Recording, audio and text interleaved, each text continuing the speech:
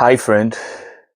This is Adebayo Adesega once again, and you're welcome to another episode of Inspired by Love.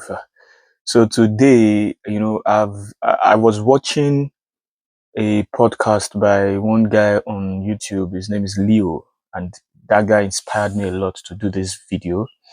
And this video is really about dealing with addictions. A lot of people have been chatting me, have been asking me about how to meditate, how to overcome addiction, and how did I do it, and stuff like that. Well, the truth is, I'm also work in progress. I'm work in progress. This year makes it exactly 3 years that I smoked my cannabis, and other addictions like pornography. I believe pornography is one addiction that is common to many, especially not just single men, but also married men too.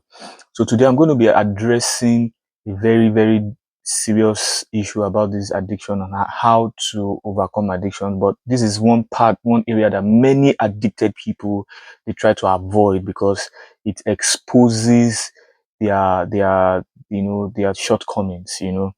It is somehow very painful. And one of the things I'm going to be talking about is that all addictions are suffering disguised as pleasure. Let me say that once again. All addictions are sufferings disguised as pleasure. So you know that feeling that you get when you want to drink coffee, that dopamine release that you want to get, that feeling you get from eating food continuously and you can't just stop, that dopamine release, it's just an avoidance. You're just trying to avoid something. So you you disguise it by trying to get pleasure. So you see that, okay, if I do this, then I get that rush of pleasure and stuff like that. So addiction is the avoidance of emotional labor. Addiction is the avoidance of emotional labor. You know what it feels when you are not trying to, or when you are trying to face your fears, when there's this thing you're trying to overcome within you, and it's so hard to actually face that fear. There's a rush of adrenaline from your adrenal glands. There's this thing you feel, there's this inconvenience, discomfort you feel when you're about to actually, face your fears. And, especially when you think about some conversations or from some issues in your mind, and it's so difficult to actually face those things. There's so much release of some unpleasant hormones in your body. You know what I mean by these things. So, and these are the things that cause the anxiety, so you are trying to avoid it. So addiction is the avoidance of emotional labor, like I said. Another thing you need to understand is that for an addict, sitting and doing nothing is emotional labor. So this is where I'm going. So one of the things I learned in 2020, by 2020, I already made a decision that I'm going to stop this thing because I know that this thing was doing more harm to me than good. Yes, when I use the cannabis or something, I feel high. I feel a rush of pleasure, in my body, in my brain, and dopamine is released, and I feel like I can conquer the world and stuff like that. So the question now comes to me that, okay, so can't I get this feeling without using cannabis, without using whatever you want to use and stuff like that. So one of the things I learned from reading books like Dr. Joe Dispenza's Becoming Supernatural, um, there's this book, Evolve Your Brain, and this third book, I'm trying to remember how to change your mind and replace it with a new one. I'll try and remember the name of that book.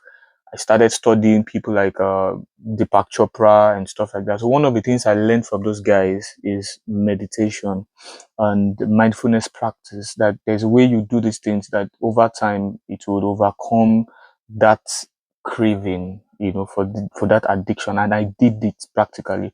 One of the things I learned was that it was so hard for me to sit down, like sitting down and staying silent for a while.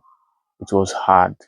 But from those books, from those studies and those audiobooks I was listening to every day, I understood how to really, really sit with my emotions and feel everything till, it goes, it's not that easy. But I realized that most addicts find it easy, hard to do that. If, a friend recently, we were talking about this issue and was asking me, Bayo, I don't know how to meditate. How do I meditate and stuff like that? And I was like, you know what? The first thing you need to understand is that you think. If you can think, then you can meditate. It starts from your thoughts, and it's so hard. I understand the fact that it's so hard for him to actually really sit down and do nothing. And just do nothing. You know, doing nothing actually in this situation means doing everything.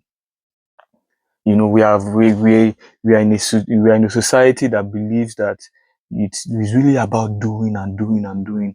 You know, there's also the part of being. You need to learn to sit still, be still, and know that I am is God. Be still and know that I am God. But it is so hard for people, especially when you are so caught up in trying to make it in life. Jesus said it clearly. He said, "Do not seek those things that the Gentiles seek." You know, that what shall we eat? What shall we drink?